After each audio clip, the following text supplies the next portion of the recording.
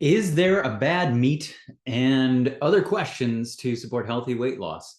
This video is for Jimmy. Jimmy had asked some great questions today, and I want to make sure that I shared them with not just Jimmy, but with anybody who may be asking the same questions. And I think the biggest question he had today was, is there a bad meat? And the answer is yes, of course. There's a lot of debate out there between vegetarianism, veganism, and carnivore. And one of the things that's not talked about, and I've really thought about this since the China study even came out. If you know what the China study is, it really helped be a catalyst to get a lot of people not eating meat. And I would say the quality of the meat is really the more important question that we're looking at there, whether or not that meat has been saturated with antibiotics. We get exposed to so many antibiotics, which could contribute to a massive imbalance in our microbiome, which could lead to high levels of yeast in the body or small intestinal bacterial overgrowth in the body. So we really want to, if we're looking for a good meat, we want to make sure that that meat has not been exposed to antibiotics. And a lot of commercially grown meats are hit with antibiotics. So my suspicion is that the fried chicken wings that you had mentioned as part of what you were eating would probably not have come from an organic source that were antibiotic free. So do look for that on the label on anything or anything you're going. I know it's an extra thing to look for, but it can make all the difference in your health for sure.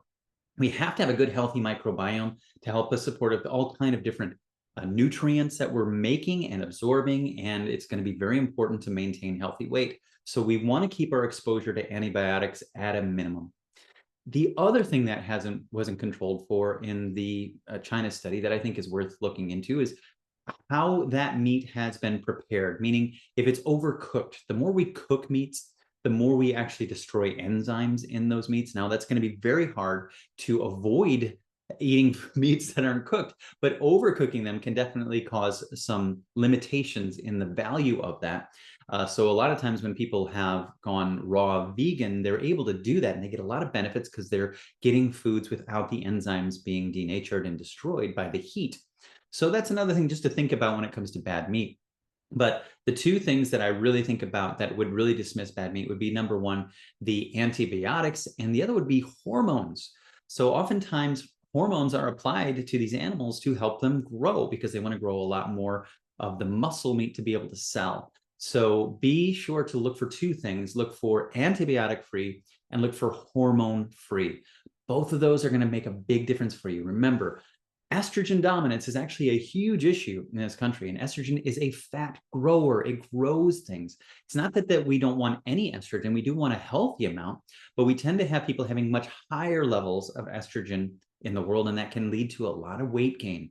It can also contribute to cancers, things like breast cancer. In fact, over 70% of all breast cancers are estrogen receptor positive, and prostate cancers can be grown by excess estrogen. So we want to really make sure that we're limiting our exposure to any antibiotics and any exogenous hormone applications that can contribute to weight gain and also all these other health conditions that can be a real problem.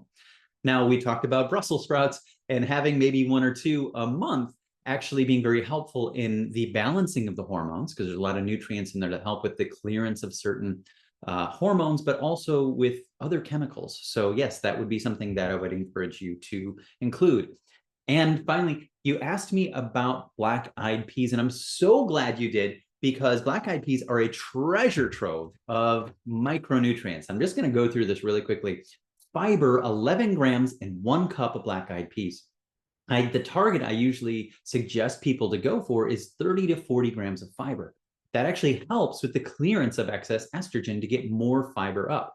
And in fact, there's a great video by Dr. Greger about fiber versus breast cancer, and he shows this amazing correlation between the higher levels of fiber and the lower levels of breast cancer incidence. So yes, fiber is fantastic.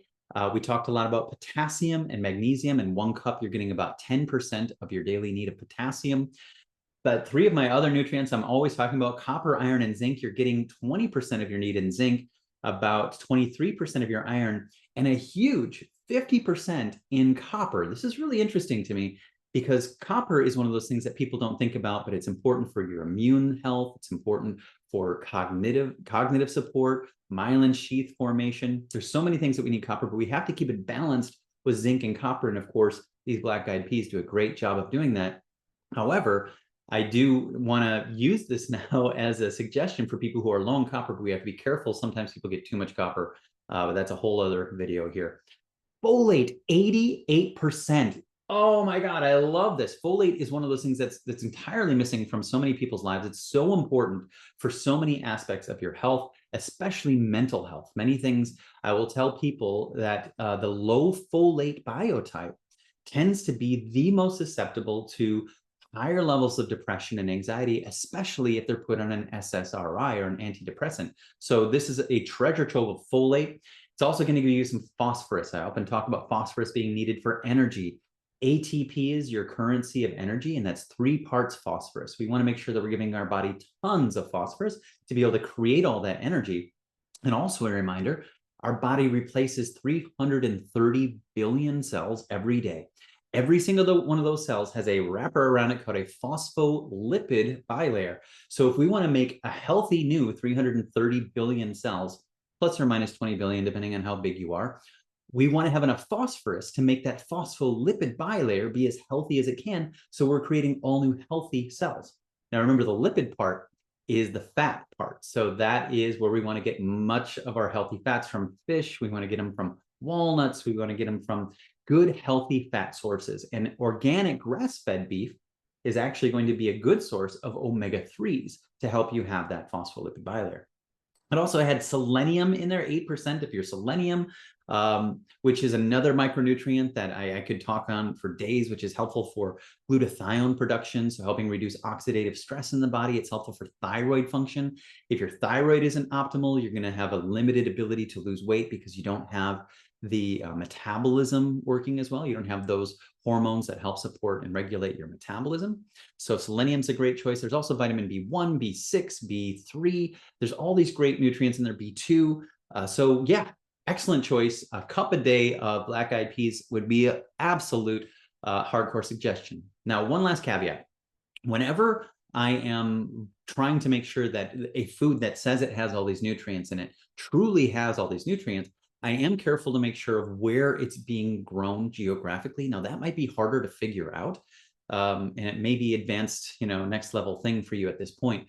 But there are areas around the world that we've learned, and I learned this from my vet friends, that you can't grow certain animal crops on them because they don't have enough of these nutrients. In Waco, Texas, for example, low levels of copper in the soil, so they have to supplement copper for them so they don't develop certain diseases.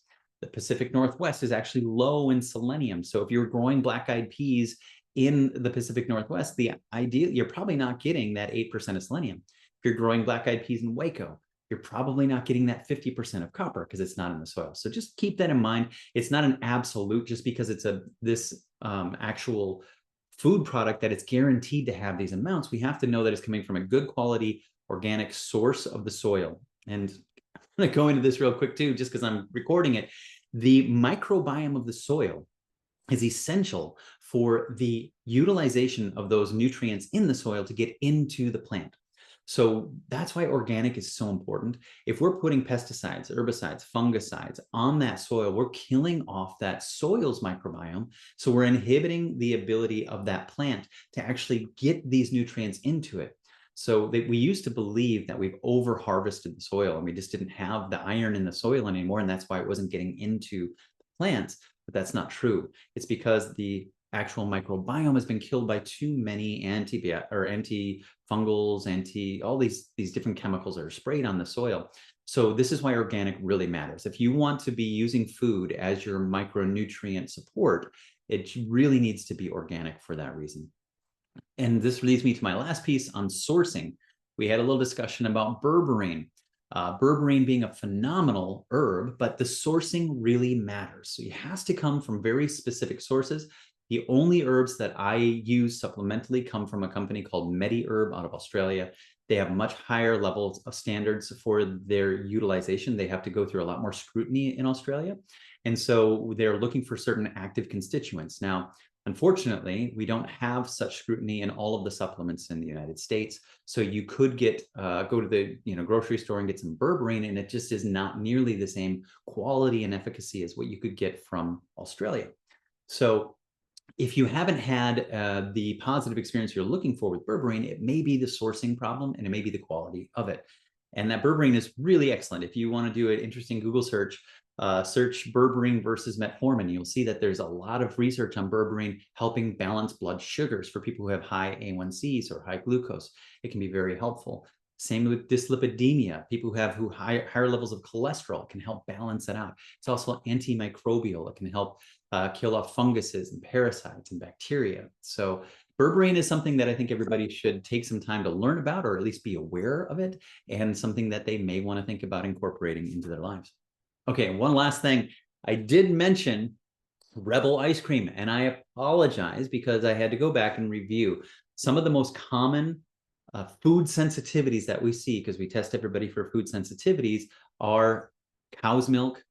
And that is one that I would not be able to recommend Rebel until we get the cow's milk sensitivity reduced. It could take 2 to 3 months to get those IgG food sensitivities to reduce to a point where the cow's milk isn't contributing to more stress on your body.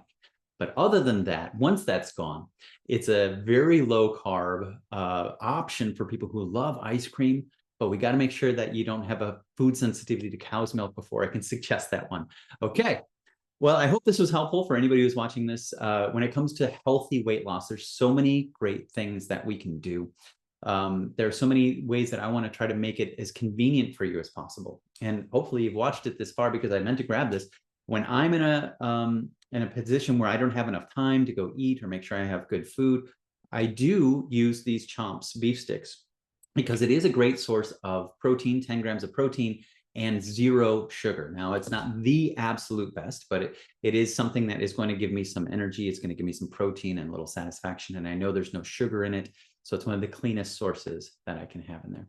If you guys have any more questions about any of the things that I said, please leave a comment below. Leave me some questions. I'll do my best to answer them. I'll make more videos so that I can give you more details about my perspective on how to be able to get people feeling well. There is a healthy way to lose weight, and I know it can be very frustrating, and there's a lot of different things that are inhibiting that these days. The more chemicals we come across, the more pathogens that we're exposed to, it's all going to be making it more challenging. But when we start to understand you as an individual and those things that are specifically weighing you down, and we remove those, we can get you back to balance and get you feeling like the best version of yourself, feeling good about yourself, making sure that you now own that knowledge so that you can continue to be applying that to yourself and getting the gains that you were hoping to get just by following general advice. It's so much easier when we can do it specific to you. Thank you for watching. I hope this was helpful, and I look forward to hearing your comments and your questions. Take care.